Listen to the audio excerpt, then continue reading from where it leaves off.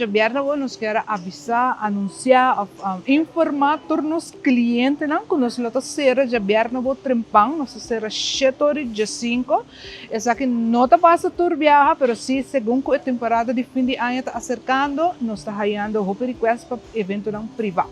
Então, também passa para diferentes companhias. O governo nos começa, nós lá será para setor de 5, para ter bem conta nessa aqui, é evento privado e para o schedule do shopping na tempo e para chegar primeiro com o setor de 5, ou se por halib dia mais trempang, just nos quer gever siku essa que nós de governo. Nós está ser setor de 5. Então se botar setor que não, nós está ser setor de 5 do ser porta, botar entre de 5 como hora para se botar spot shopping passa isso aqui, so nós está clear out a tienda para sina 8 horas andar e private event por começar.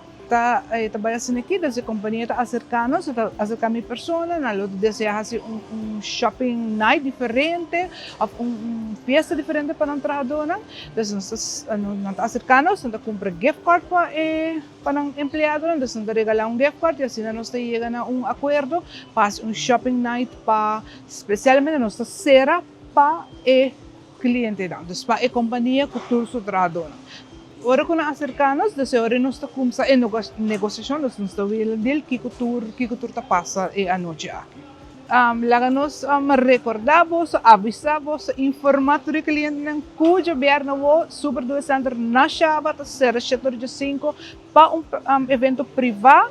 Já sabe, nós temos um horário normal e para a temporada de dezembro, me por avisar acaba que me tem o weekend não books, não está claro acaba, so é algo que havia trend no último tempo, que toda gente quer fazer algo diferente para o empregado, não? Então, em dezembro não weekend não está book, se ainda a está escutando porque faz algo diferente para o empregado, não toma contato comigo na Super do Center, meu nome é Alicia, e assim nós começamos a fazer o evento e o fecha que ainda tem available dentro de dezembro.